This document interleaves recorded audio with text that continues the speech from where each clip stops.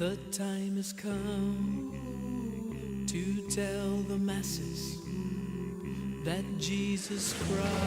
Bom dia, graça e paz da parte do nosso Senhor Jesus a todos. Estamos nos aproximando do fim do ano, como disse o seu Joaquim na oferta. E eu gosto muito desse período do ano, é um período que pelo menos uma coisa boa acontece. Você não fica sem assunto quando entra no elevador, né? Você entra no elevador, você pode falar para a pessoa assim, Feliz Ano Novo, né? Ou então Feliz Natal, já passou o Natal, na época ainda do Natal. Quer dizer, já é uma coisa boa, né? Agora essa ideia de partir o tempo, classificar o tempo num período de 360 dias em média, será que é uma ideia nova? Os antigos, todos os povos antigos, os acadianos, sumérios, egípcios, mesmo os astecas, os maias aqui na América, todos os povos que se tem registro, eles tinham a prática de parcelar o ano em 12 períodos ou algo que o valha, ou em 10 períodos, e muitos deles em torno de 360 dias. Por exemplo, o povo egípcio tinha um período de 360 dias em 12 meses, de 30 dias. Era um ano solar, eles se baseavam pelo calendário solar. Depois, o povo judeu, que nós acompanhamos na Bíblia, também tinha um calendário. Eles tinham um calendário lunar, de 12 meses, alguns de 29 dias, outros de 30 dias. E esses dias que faltavam? Bom, de 3 em 3 anos, ou de 6 em 6 anos, eles faziam um mês extra. O último mês, o 12º mês, ele era contado 2 vezes. Chegava em dezembro, tinha dezembro de novo, né? E assim o ano ficava com o mesmo período. E por que era importante parcelar? Por que é importante medir o tempo? Lá em Gênesis capítulo 1, no versículo 14, já vai falar para nós que Deus deu os luzeiros para medir as estações, as épocas do ano. E para que era isso? Para a semeadura, para a agricultura. Era muito importante para o povo antigo ter a noção de quando eles deveriam plantar, quando eles deveriam colher, quando eles deveriam armazenar e quando eles deveriam tirar da armazenagem. Era muito importante para eles. Já no livro de Êxodo, se você quiser acompanhar comigo, abre a sua Bíblia em Êxodo, capítulo 13. Após a Páscoa, Deus vai dar um motivo extra, um motivo ainda mais importante para se medir o tempo, para se contar o tempo. Então, em Êxodo capítulo 13, Deus traz uma nova comemoração. Ele diz assim no versículo 1: Disse o Senhor a Moisés: Consagre a mim todos os primogênitos, o primeiro, o filho israelita, me pertence, não somente entre os homens, mas também entre os animais. Então disse Moisés ao povo: Comemorem esse dia que vocês saíram do Egito, da terra da escravidão, porque o Senhor os tirou dali com mão poderosa, não como nada fermentado.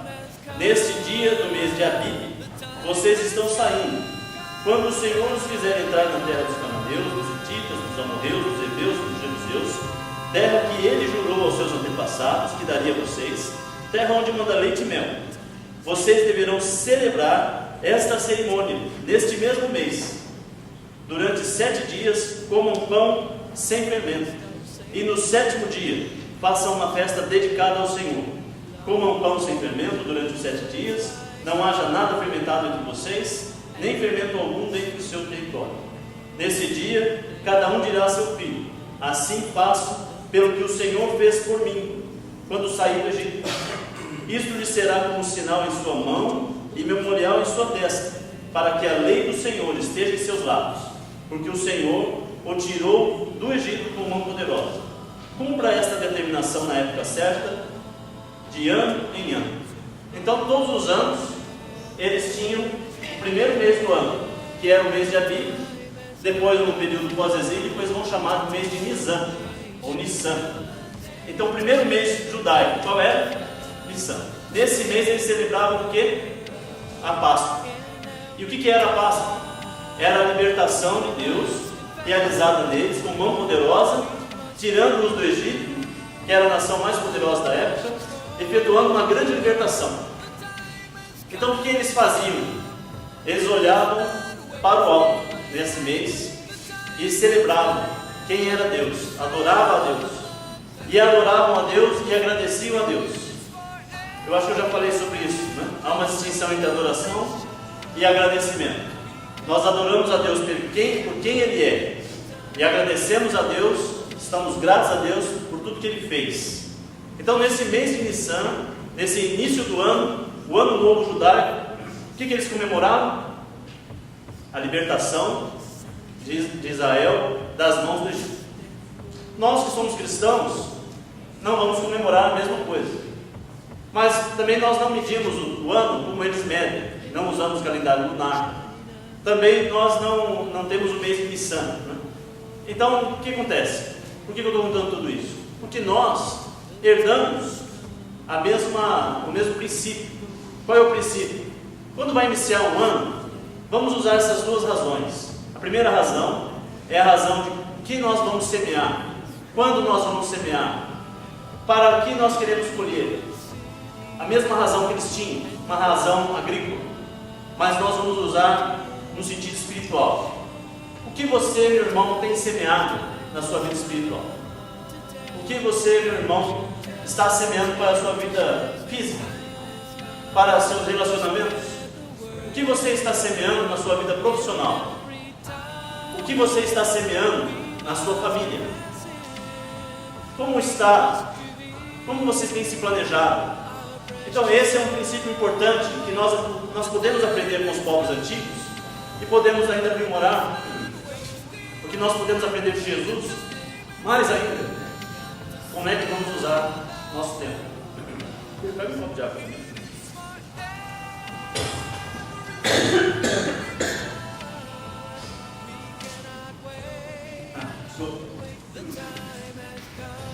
Minha tosse alérgica, de vez em quando ela se manifesta. Muito bom. Esse é o primeiro princípio. Quando nós celebramos o Ano Novo, vamos lembrar o que nós estamos semeando.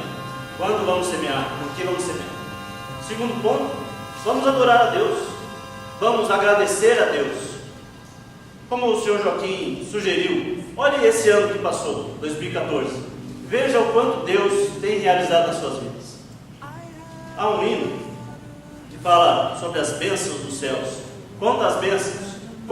Quantas são? Hás de ver surpreso quanto recebeste da divina mão, né? E toda vez que eu lembro desse hino, é um hino, faz tempo que eu não canto, mas eu lembro dele, e da primeira vez que eu cantei, como que eu concordei com aquele hino. Eu cantei aquilo, hás de ver surpreso quanto você já recebeu da divina mão. E eu sempre olhei a minha vida e sempre percebi. E eu concordo com o Sr. Joaquim quando ele disse: estou em débito, vermelho mesmo, não é vermelhinho pouco não. Deus tem feito grandes coisas na minha vida e tenho certeza na vida de cada um dos irmãos. Então é hora de adorar a Deus, é hora de nós celebrarmos, comemorarmos e olhar adiante e ver como é que vai ser o futuro. Se Deus está indo adiante de nós, se nós estamos seguindo Jesus com confiança, vamos caminhar seguindo Jesus. Já no Novo Testamento, nós temos um grande exemplo de Jesus, a ideia de administração do tempo. Como que se administra o tempo? E vários consultores sobre tempo, sobre administração de tempo, eles recebem muito a pergunta: como que eu administro melhor o meu tempo? Mas eles ouvem pouco a pergunta: como que eu administro melhor a mim mesmo? E administrar o tempo, na verdade, é administrar a mim mesmo. É cuidar de como que eu estou fazendo as coisas. Como é que Jesus fez? Vamos pensar sobre Jesus um instante. Alguém recebeu uma missão maior do que a de Jesus? Jesus recebeu a maior missão de todos os tempos. Ele teria, então, o maior suprimento de recursos para realizar essa missão, certo? O recurso do tempo deveria ser muito grande. Mas quanto tempo teve Jesus? 2 anos e meio, no máximo 3. E em 3 anos ele tinha que mudar o mundo. E em 3 anos, fato, ele realizou a maior obra de todas, e até hoje, em todos os lugares do mundo, bilhões de pessoas estão seguindo os ensinamentos dele. Ele foi eficaz e foi efetivo na missão que ele veio cumprir. Em somente 3 anos, ele realizou grandes coisas. Qual é o segredo de Jesus para em tão pouco tempo realizar tão grandes coisas? E depois ele vira para os seus discípulos e diz: vocês viram que eu fiz grandes coisas? Coisas maiores ainda farão vocês, se crerem, se vocês estiverem juntos, se estiverem realizando a vontade de Deus. Você já pensou? Grandes coisas Jesus fez, e maiores ainda realizaremos nós, se seguirmos Jesus. Quais são os segredos de Jesus? Abra mais uma vez sua Bíblia e veja em Marcos capítulo 1, versículo 35.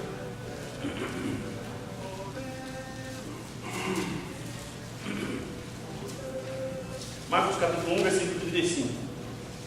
Veja aí. De madrugada, quando ainda estava escuro, Jesus levantou-se, saiu de casa e foi para um lugar deserto, onde ficou orando. Simão e seus companheiros foram procurá-lo. Ao encontrá-lo, disseram: todos estão te procurando. Jesus saiu no meio de todos eles e ele foi fazer o quê? Foi estar com o Pai. E o interessante é que você pode pensar, não, mas ele tinha tempo, ele estava tranquilo, ninguém estava procurando por ele, e então ele saiu e foi só, ele estava muito sozinho, então ele foi orar. Não é assim que a gente faz? Quando não tem mais nada para fazer, você pensa: puxa, não tem nada para fazer, estou sozinho aqui, mas já sei, vou orar. Não tem nada para fazer mesmo? Vou orar, né? É mais ou menos assim que a gente faz, mas não era assim que Jesus fazia. Ele tinha muita coisa para fazer, tinha muita gente atrás dele. E o que ele foi fazer? Ele foi orar. Ele tinha suas prioridades, ele sabia o que ele veio realizar. Abra mais uma vez sua Bíblia agora em Lucas capítulo 4 e veja aí no versículo 18. Lucas capítulo 4. Vamos ver um pouquinho quais eram partes das missões, da missão de Jesus. Jesus entra numa sinagoga, pega uma escritura, e no versículo 17 foi-lhe entregue o livro do profeta Isaías, abriu e o encontrou no lugar em que estava escrito: o Espírito do Senhor está sobre mim, porque ele me ungiu. Para quê? Essa é a missão de Jesus. Por que o Espírito de Deus o ungiu, o escolheu? Qual é a missão que Jesus recebeu de Deus? Para pregar as boas novas aos pobres. Ele me enviou para proclamar liberdade aos presos e recuperação da vista aos cegos, para libertar os oprimidos e proclamar o ano da graça do Senhor. Então essas são as missões de Jesus.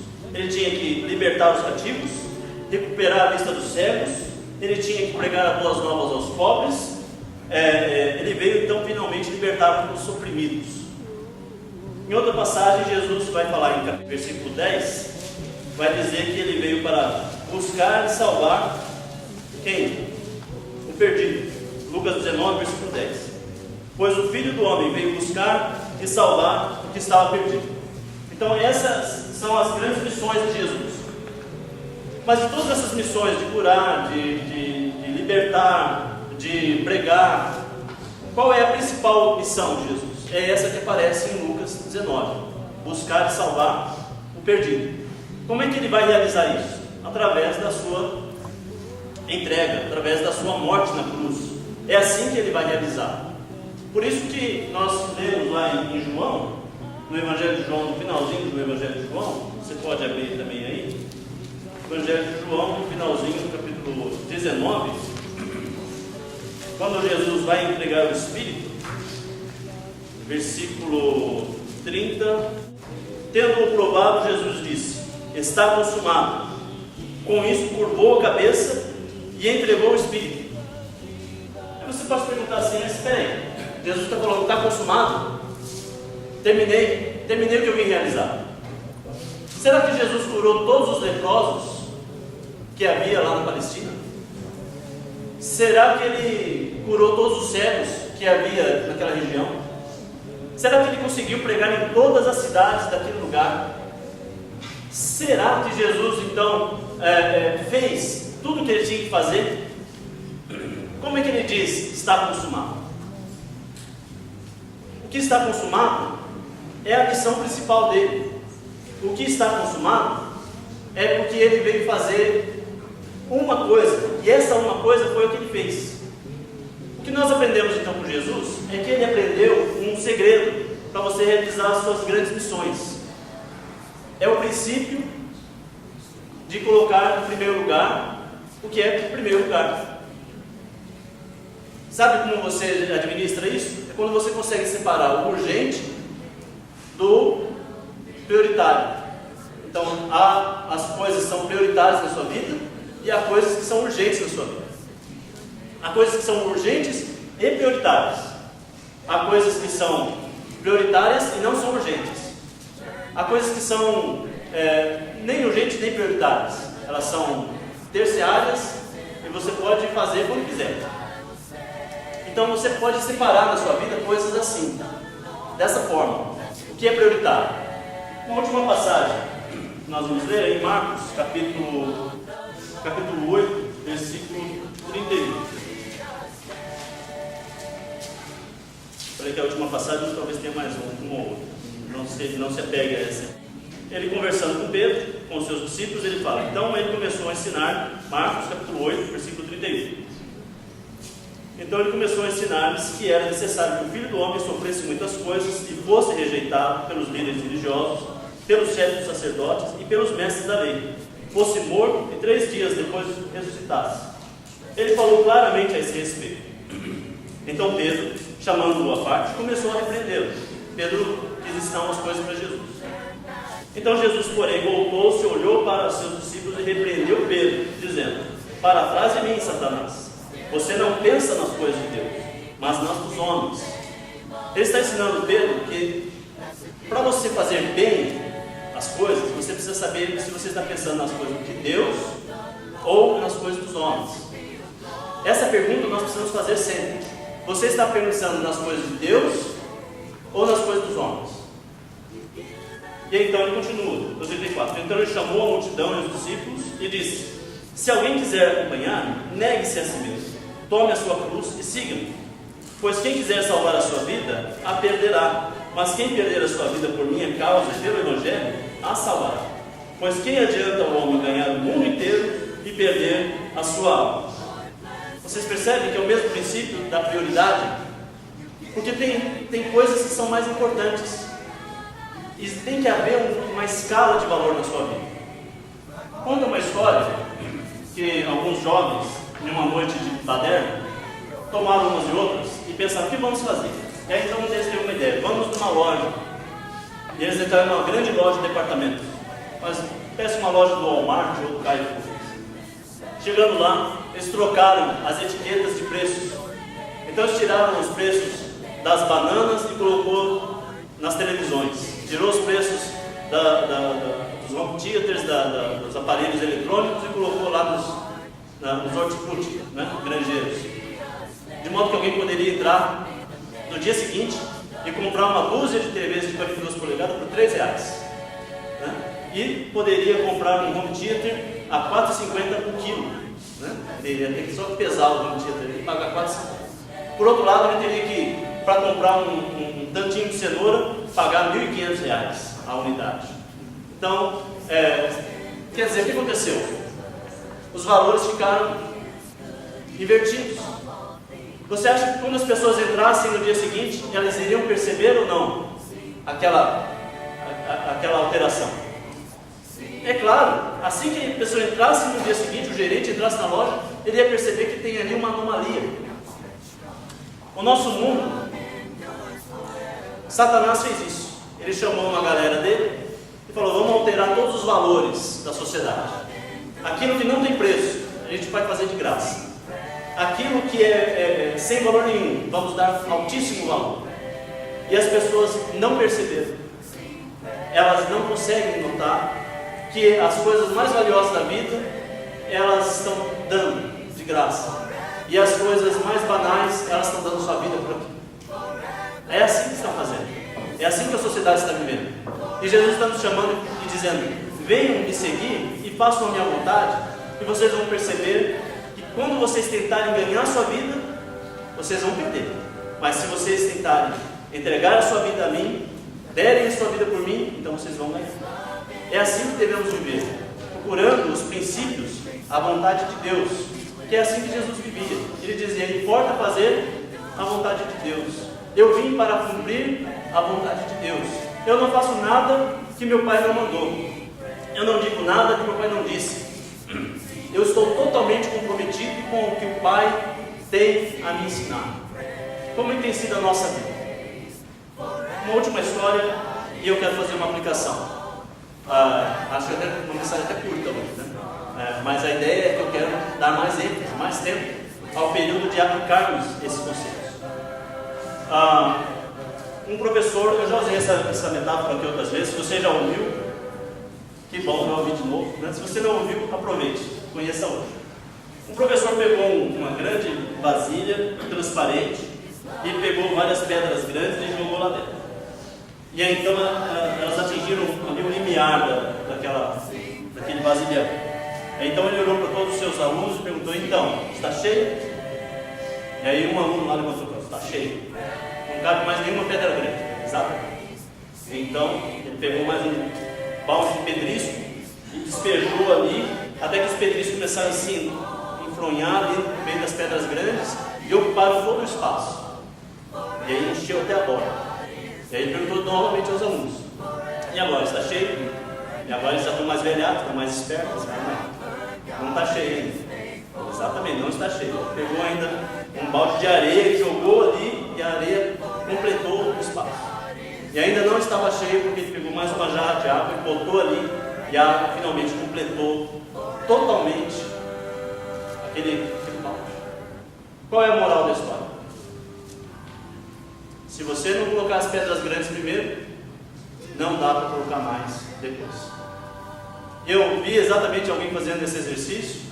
Ele botou até um vídeo na internet e chamou uma voluntária e pediu para que ela organizasse essas pedras sem saber desse princípio.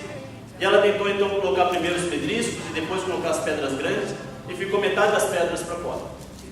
Finalmente então ele explicou o princípio e ela refez a experiência, colocou as pedras grandes primeiro, e de fato alguns pedriscos ficaram para fora, um tanto de água ficou para fora, um tanto de areia fica para fora, mas as pedras grandes estavam todas lá dentro.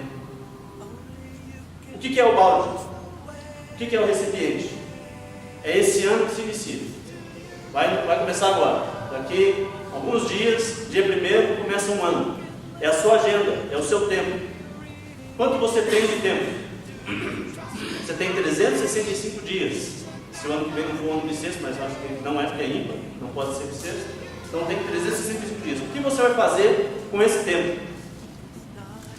Quais são as pedras grandes?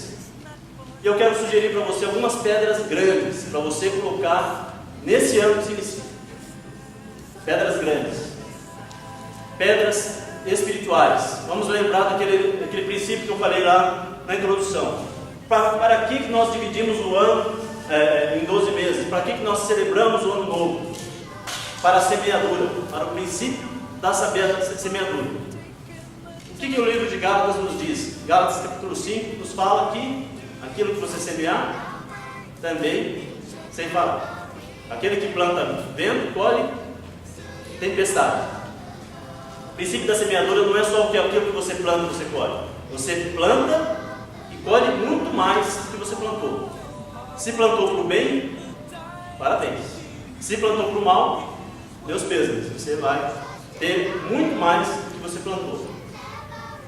O que você vai plantar no que vem? 365 dias. O que é prioritário? Quais são as grandes pedras? Qual é a sua escala de valores? A sua escala de valores está como aquela loja que eu falei? Você está permitindo que o inimigo troque as etiquetas de preço? Eu diria que para um cristão a escala de valores tem que ser, de acordo com Marcos capítulo 12, versículo 30, amar a Deus sobre todas as coisas. Lá em cima, no primeiro lugar da lista, Deus. Em segundo lugar da lista, ame ao próximo como a ti mesmo. Eu diria que você e o próximo estão ali. Né? Então, primeira escala, Deus. Quem são as pessoas mais próximas de você? Você pode dizer que são a sua família, as pessoas da sua família. Então, na sua escala de valores, Deus, depois quem? A sua família.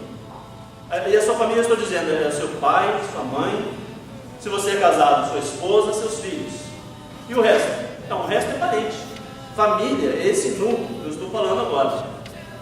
Se você é casado e não tem filhos, é a sua esposa. Se você é casado e tem filhos, é sua esposa e seus filhos. Se você não tem mais onde manter os filhos, então são seus filhos. Se você mora sozinho, então é você, né? Mora sozinho e seus pais. Se tiver pais ainda. Se não, aí vem o terceiro nível. O que é o terceiro nível? É a igreja. São as outras pessoas próximas de você. A igreja. A Bíblia nos fala que nós devemos fazer o bem a todos, mas em primeiro lugar aos da família da fé. Então nós devemos olhar para a igreja. Então fica assim, né? Deus, família, igreja. E depois? Bom, depois aí você pode administrar. Talvez seja a sua vida profissional, talvez seja a sua vida acadêmica. Aí você pode ficar à vontade, né? Aí é a voz do freguês. Mas, em primeiro lugar, Deus. Segundo lugar, família. Repetem comigo, não tem problema, isso aqui é importante. Em primeiro lugar, Deus. Segundo lugar, família. E em terceiro lugar, igreja. As coisas, buscar pois em primeiro lugar o reino de Deus e sua justiça, e todas as coisas vos serão acrescentadas. Mateus 6,33. Então, quero sugerir algumas prioridades, algumas pedras grandes para você. Até escrevi aqui para não esquecer. Né? Primeiro ponto, passar mais tempo em oração. Alguém aqui precisa passar mais tempo em oração? Programe isso. Faça disso uma pedra grande na sua vida. Aprenda com Jesus e passe mais tempo em oração. Se você passa 20 minutos por dia, você acha que dá para aumentar? Então aumente. Você passa só 10 minutos por semana? Dá para aumentar? Faça isso. Você não passa tempo nenhum orando. Meu irmão, está na hora. Vamos começar então, né? Estabeleça um dia na semana, um local, e faça um período de oração. Faça um compromisso com Jesus. E sabe o que Deus faz quando nós fazemos um compromisso com Ele? Ele honra o compromisso. Se você levar a sério o seu compromisso, Ele vai honrar. Você vai conseguir. Leia um evangelho por mês. É possível. Leia um evangelho por mês. Daqui até o fim do ano. Você vai ler o evangelho 3 vezes. Os 4 evangelhos. Um por mês. Né? Faz as contas. Vai dar 3 vezes os 4 evangelhos. É um bom princípio. Eu sugiro que você faça isso. Testemunhar de Jesus no meu trabalho. Você faz isso já? Ótimo. Então faça mais. Não faz ainda? Então você peça a Deus meios, formas, ideias, momentos, oportunidades. Porque está escrito lá em Efésios que você deve remir o tempo porque os dias são maus. Devemos aproveitar as oportunidades. Não perca oportunidades. Um outro princípio: abrir minha casa para o Evangelho. Faça isso. Tem reuniões na sua casa? Não tem? Então pode ter. Talvez não tenha uma reunião semanal ou mensal, mas tenha uma reunião. Convide irmãos para a sua casa. Uma família por mês. Mas é pouco. Mas aí em 12 meses você praticamente convidou a igreja toda para estar na sua casa, para participar de uma refeição. Ontem nós fomos na casa de um irmão, lá no Valdemir Galeiro, e foi uma bênção. Foi muito bom, a comida foi ótima, a acolhida foi ótima, o amor compartilhado, a fé, a alegria, tudo é bom. Estarmos juntos com os irmãos é importante. Abra a sua casa para o Evangelho. Faça da sua casa um ponto de pregação. Né? E aí logo os seus vizinhos virão, logo outras pessoas virão para a igreja. Faça disso uma pedra grande, um princípio importante. Quero ofertar mais no ano que vem. Quero atingir pelo menos 10% da minha renda como oferta ao Senhor. Mas eu tenho dívida. Exatamente, faça isso que o Sr. Joaquim sugeriu. Faça um reescalonamento da sua dívida. Faça menos dívida. Compre menos coisa. Viva menos em prol do material e mais em prol do espiritual. Tem uma frase que eu ouvi de um amigo que era muito fanfarrão. Ele dizia assim: Eu gastei metade dos meus bens com mulher e cerveja, e o resto eu desperdicei. Eu faço uma paráfrase. Eu gastei boa parte dos meus bens na igreja. Eu investi boas partes dos meus bens no reino. O resto eu desperdicei. O resto realmente foi importante, mas o mais importante mesmo é quando nós investimos no reino. Não tem melhor investimento que o reino. Se você não oferta ainda nem 10%, você fala, mas aqui na igreja de Cristo não ensinamos o dízimo. Eu diria que nós deveríamos ensinar mais a ofertar. Porque nós vemos todas as denominações ofertando e crescendo. E recebendo de Deus prosperidade também física. Porque Deus é assim, Deus é um Deus abençoador. Ele recompensa aqueles que o buscam. Deus responde. Como é que nós não estamos nos beneficiando dessa característica de Deus? Talvez nós estamos errados. Não estou dizendo com isso que devemos obrigar os irmãos a dar 10%. Aí eu já acho que é o outro oposto. Mas devemos aumentar nossas ofertas. E um bom patamar é pelo menos 10%. Que os irmãos possam buscar esse princípio. É algo importante para realizar. Se você não realizou até hoje, olha, o ano 2015 é uma grande oportunidade. Será que Jesus volta em 2015? Não sei. Mas se ele voltar, você já está mais próximo de Deus. Quero que Deus me ajude a vencer a tentação. Aquele pecado. Você sabe qual que é? Aquele seu. Eu sei qual é o meu. Eu peço a Deus, me liberta desse pecado. Porque Jesus veio buscar e salvar a perdida, ele veio libertar os cativos. Meu irmão, você não é mais cativo de pecado nenhum. Você pode se libertar de qual pecado está te afligindo, está te oprimindo. Você pode se libertar. Liberte-se disso. Peça a Deus essa libertação. Ótimo. 2015. Está aí, um bom período para nós fazermos isso. Eu quero participar ao menos de um ministério na igreja. Um ministério. Qual é o seu ministério? Qual é o seu dom? Participe, mas não participe assim, eu vou, se der, não vou. Vai com chuva, com sol. Faz um compromisso. E faça orações para aquele ministério. Para que aquele ministério seja um ministério forte, importante, que alcance pessoas para Jesus. É um bom desafio. Uma boa pedra para você colocar aí na sua agenda. Não, eu ia fazer aquele curso, aquela pós-graduação, talvez. Não. Isso é areia. Isso aí é pedrício. Pedra grande é um ministério na igreja. Se você não tem tempo para um ministério na igreja, alguma coisa está errada. Você precisa ter tempo para um ministério na igreja. Não tem tempo para vir no culto no domingo? Isso não é uma pedra grande, isso é um pedrão. Isso é uma coisa imensa. Tem que ter tempo para pelo menos vir ao culto no domingo. Se você não tiver tempo para isso, tem coisa errada demais na sua vida. Você precisa corrigir isso. Eu vou orar pela missão de Deus em Brasília pelo menos uma vez por semana. Ore pelos perdidos. Você conhece algum perdido? Ore por ele. Eu conheço alguns. Conheço muita gente perdida. Muita gente que vive sem esperança, na ilusão do mundo. Que Deus possa alcançar essa pessoa, a misericórdia de Deus vai alcançar. Você ama alguém que está perdido sem Jesus? Ore por essa pessoa. Ponha o seu joelho no chão e ore. E peça a Deus que liberte essa pessoa. Sabe o que Deus vai fazer? Ele vai honrar. Porque Ele é assim, Ele responde às orações. Eu quero passar mais tempo com a minha família. Faça isso. Faça mais tempo com a sua família. Menos tempo atrás de amigos, colegas de trabalho, porque eu tenho que aumentar minha network. Não é? Esse era o que eu ouvia dos meus amigos de trabalho. Eles não passavam muito com a família, porque eles iam passar mais tempo com os gerentes e diretores, porque eles tinham que conseguir promoções na empresa. Então eles deixavam a família de lado, faziam hora extra. Reconciliar, eu quero me reconciliar, eu quero perdoar aquele irmão, aquela irmã. Eu quero me reconciliar com aquela pessoa com quem eu estou brigado, por algum motivo houve uma separação. Que Deus opere um milagre na sua vida e você possa se reconciliar com essa pessoa. Faça disso uma grande pedra. Faça um curso na igreja. Nós temos aqui um curso básico de teologia. Você não fez ainda? São 5 anos que a gente está oferecendo o curso. Você teve 10 vezes a oportunidade. Agora você vai ter mais uma oportunidade. Esse ano pelo menos mais 2. Faça um curso na escola da Bíblia. Aprenda mais sobre a Bíblia, sobre Deus, sobre Jesus. sobre como você pode servir. Posso ter um curso de história de Israel, ou sobre escatologia, que vai ter ano que vem. Capacite-se. Você quer ser um bom evangelista? Quer participar de um ministério? Quer ajudar a igreja pregando? Quer ser um missionário? Estude. Procure um de nós aqui, eu, Bruno, Renato, Álvaro, o Ronaldo Coelho, e pergunte se nós não queremos ter você junto. E cada vez que nós formos visitar alguém, você não quer ir junto?